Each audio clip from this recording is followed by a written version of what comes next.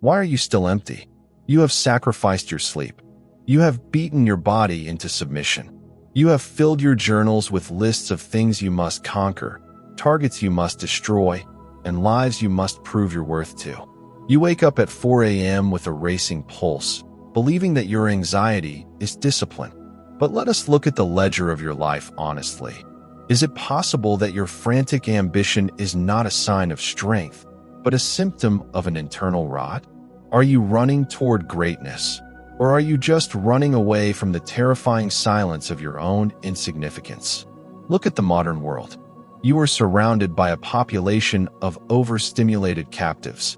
They believe they are free because they can choose which screen to stare at, which dopamine loop to exhaust, and which brand of validation to beg for. They are white-knuckling their existence, chasing a phantom called enough that retreats by 1 meter for every meter they advance. They believe that if they just pull harder, if they just force the world to bend to their timeline, the door will break open. But the door does not break. It locks from the inside. The paradox of the closed fist. This is the psychological tragedy of the 95%. They operate with a permanently closed fist. They grip their desires so tightly that they crush the very vitality out of them. Consider the physical universe you occupy. If you walk into a body of water and desperately try to grab a handful of it by squeezing your fist, what remains in your hand? Nothing. The water escapes through the gaps of your fingers, leaving you clutching empty air. But if you walk into that same water and simply open your palm, lowering your hand with absolute stillness, the water settles within your hand. It stays. The mental world operates on the exact same law, the law of reverse effort, the backward law. When you chase a feeling, you confirm its absence. When you scream to the universe that you must have success, you are whispering to your own subconscious that you are currently a beggar. You are validating your own lack. And because the mind can only manifest its deepest internal state, the universe answers you by keeping you exactly where you belong, in the mud, begging for scraps. The 95% trap versus the 5% citadel. Every guru you follow has lied to you. They tell you to strive, to hustle, to want it more than you want to breathe. They are training you to be an exceptional slave on a digital plantation. They want you high-strung, anxious, and predictable, because an anxious mind is a consuming mind. An anxious mind is easily manipulated, easily led, and easily broken. The 5% do not strive. They do not flail in the current.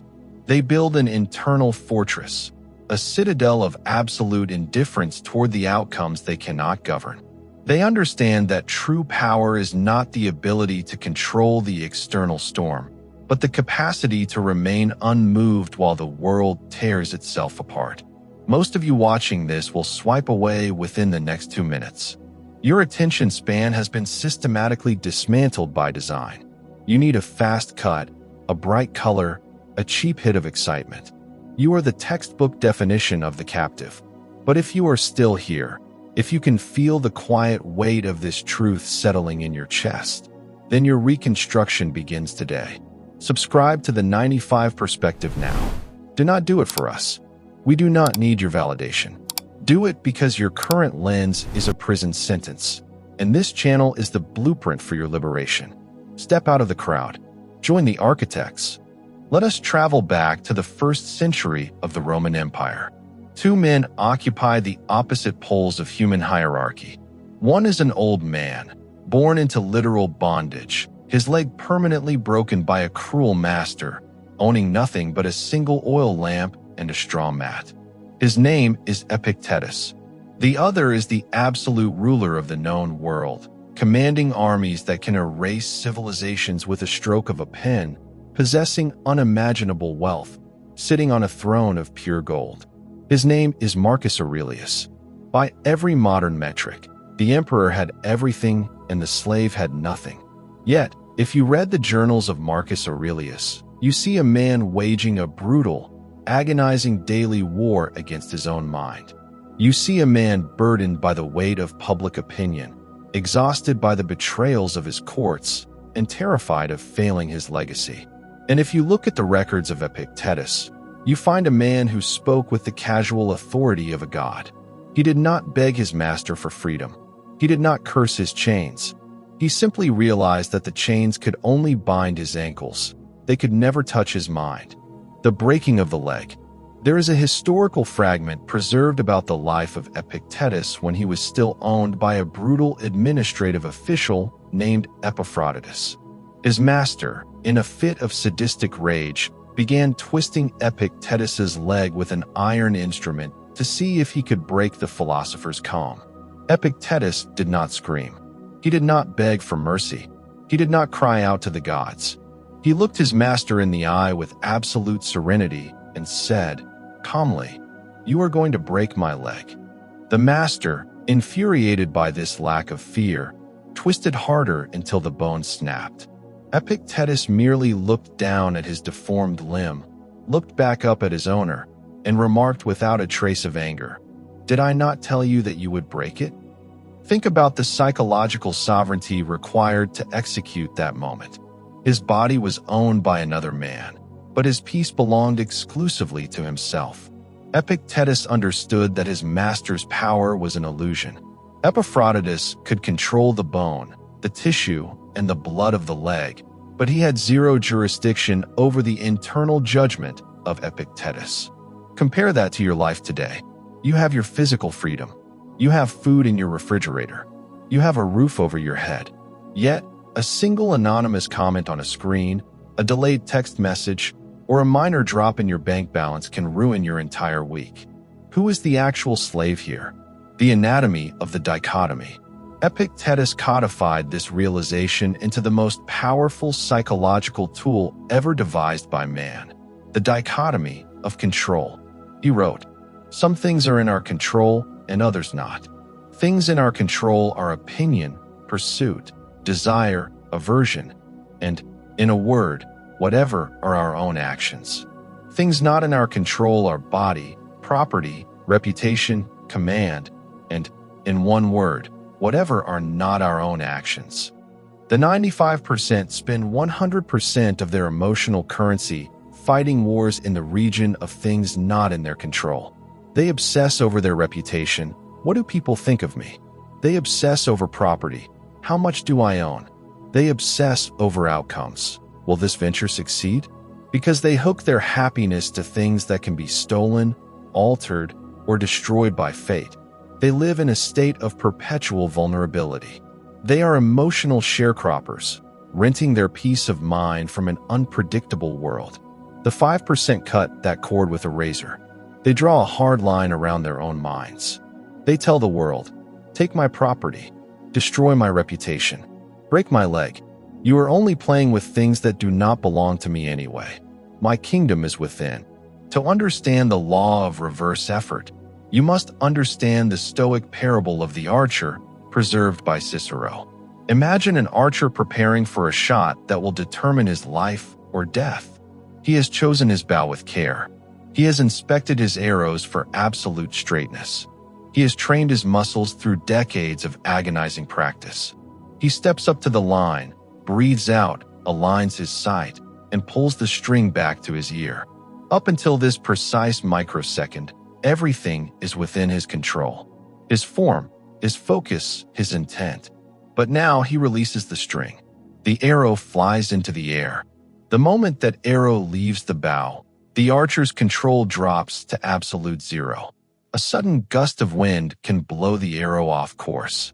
A stray bird can intercept it. The target itself, let us say it is an enemy soldier, can step aside. The amateur archer, the 95%, ties his soul to the hit. He stands there with his heart pounding, his anxiety spiking, praying that the arrow strikes the center. If it hits, he feels a temporary surge of relief. If it misses, he is devastated, cast into a pit of self-loathing. He believes he has failed. The aim is the achievement. But the Stoic archer, the 5%, views the target differently. For him, the ultimate goal is not to hit the target, but to have done everything within his power to ensure the excellence of the shot. The target is merely an orientation point. The true achievement is the perfect alignment of his mind, his body, and his will in the moment of release. If the wind blows the arrow away, he does not grieve. He looks at the sky and says, "The wind belongs to fate. The shot belonged to me. I have already succeeded." This is how you stop trying to get it and suddenly find you have it. When you remove your emotional dependence on the outcome, you release the performance anxiety that causes you to fail. Think about your own life. When you go into a business meeting or an audition or a hard conversation and you are desperately chasing a specific reaction, a yes, an approval, a signature, you look weak. Your eyes betray your hunger. Your voice carries the high-frequency vibration of fear. People can feel your desperation from a mile away, and it acts as an immediate psychological repellent. But when you step into that room as a stoic archer, focused purely on the excellence of your preparation and the clarity of your presence, completely indifferent to whether they accept you or reject you, a strange shift occurs. You radiate a quiet, terrifying confidence. You aren't trying to get anything from them. You become the prize. The paradox of the backwards law. Seneca wrote extensively about this psychological inversion. He noted, "Nothing is so wretched or foolish as to anticipate misfortune. What madness it is to be expecting evil before it comes." When you spend your energy forcing an outcome, you are actually practicing a form of mental cowardice. You are telling yourself that you cannot handle reality if it does not match your preference. The law of reverse effort states that the harder you try to force a conscious state, the more elusive it becomes. If you try to force yourself to fall asleep, the mental effort keeps you wide awake. If you try to force yourself to be happy, the continuous evaluation of your current state only highlights how far you are from your goal. Fulfillment is like a wild animal. If you run after it screaming, it will flee into the brush. But if you sit perfectly still, if you build a mind that is silent, stable, and self-contained, it will eventually come and eat out of your hand. Let us analyze the structure of your prison. You live in an era that has mastered the commercialization of your attention. You believe you are an independent thinker, but your desires have been manufactured for you by a team of engineers sitting in Silicon Valley whose only objective is to keep your brain in a state of perpetual dissatisfaction. They have designed an algorithm that studies your weaknesses, feeds your insecurities, and offers you a constant stream of low-grade validation to keep you hooked. You are a digital sharecropper. You do not own your attention. You are being harvested. Every time you click, swipe, or post out of a need for approval, you are handing your sovereignty over to the collective crowd. You are doing exactly what Seneca warned against 2,000 years ago when he wrote, "We are mad, not only individually, but nationally. We check slaughter and isolated murders. But what of war and the much-vaunted crime of slaughtering whole peoples?" He was talking about the collective madness of the crowd. The crowd wants you to be like them. The crowd wants you to chase the same cars, buy the same houses, and value the same empty metrics. They want you in the 95% cage with them because your conformity validates their choice to live as cattle. The mirror of Seneca. Seneca, a man of immense wealth who served under the psychotic Emperor Nero, saw the cage from the very top of the world. He observed the billionaires of Rome, men who owned vast estates and thousands of slaves, and he realized that they were the most pathetic captives in the city. He wrote, "Most men ebb and flow in wretchedness between the fear of death and the hardships of life. They are unwilling to live, and yet they do not know how to die. They had money, but they were slaves to their greed. They had power, but they lived in terror of the emperor's disfavor. They were constantly trying to get more protection, more status, more time. They spent their lives preparing to live, but they never actually occupied a single moment of their existence." Are you doing the same thing? Are you telling yourself that once you hit a certain milestone, once you get that number in your account, once you secure that specific title, then you will finally breathe? Then you will be free? If you cannot find your sovereignty in this exact microsecond, sitting where you are sitting, with whatever limitations you currently face, you will never find it. When you reach your goal, your moving goalpost will simply shift another mile down the road, and the chase will begin again. The architecture of the void. The 5% look at the cage and choose the void. The void is not a place of emptiness or depression. It is the space between stimulus and response. It is the internal citadel. When the world throws a crisis at you, a market crash, a relationship breakdown, a health scare, the 95% have zero space. The stimulus hits them, and their response is instantaneous: panic, anger, despair. They are a piano. Anyone can walk up and press a key to make them play a tune.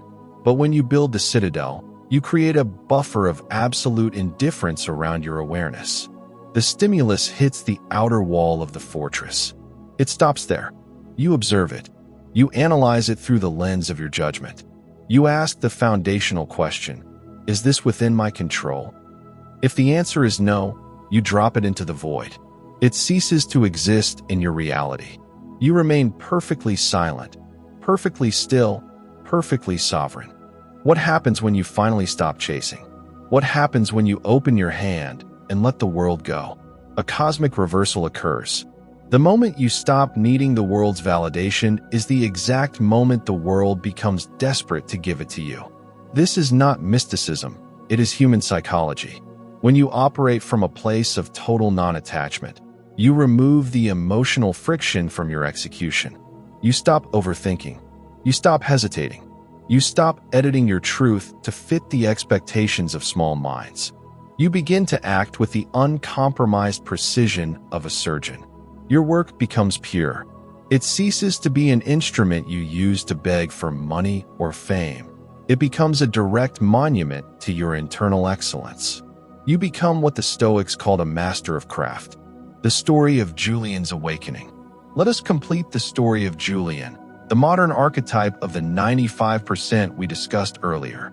Julian spent 15 years white-knuckling his way through the corporate architecture. He had the ulcer, the sleep apnea, the failed marriage, and the high-status title that he used as armor to hide his internal inadequacy. One evening, after a panic attack that left him gasping for air on his office floor, he stumbled upon the writings of Marcus Aurelius. He read a single sentence that shattered his reality. Accept the things to which fate binds you, and love the people with whom fate brings you together, but do so with all your heart.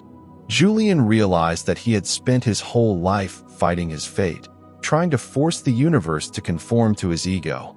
He went into his office the next morning, but he was a different man. He did not quit his job. He quit his attachment to his job. He stopped trying to force the promotions. He stopped playing the political games of the boardroom. He stopped speaking to please his superiors. He simply focused on the absolute excellence of his daily execution. When a project failed, he did not panic. He treated it as data, adjusted his form, and moved forward. When a colleague tried to undermine him, he looked at them with the calm indifference of a marble statue. He was no longer running. He had stepped off the wheel. Within 12 months, his firm promoted him to the highest level of leadership, not because he begged for it, but because he was the only man in the building who wasn't terrified of losing it. His indifference had made him irreplaceable. The sovereign arrival. We are at the end of our 19th minutes together. The screen is about to return to black. The algorithm is waiting to offer you your next distraction, your next cheap hit of dopamine, your next opportunity to re-enter the 95% cage. The ultimate choice belongs to you. You can go back to the chase. You can keep clenching your fist, running yourself into an early grave, begging for the world to notice you. Or you can take your hands off the controls. You can realize that everything you have been running after is already contained within the version of you that refuses to run. Unclench your jaw. Drop your shoulders. Open your palms. You do not need to chase the sun to find the light. You just need to step out of your own shadow. Reclaim your stillness. Rebuild your citadel. This is the 95 perspective. Your pursuit ends here. Your reign begins now.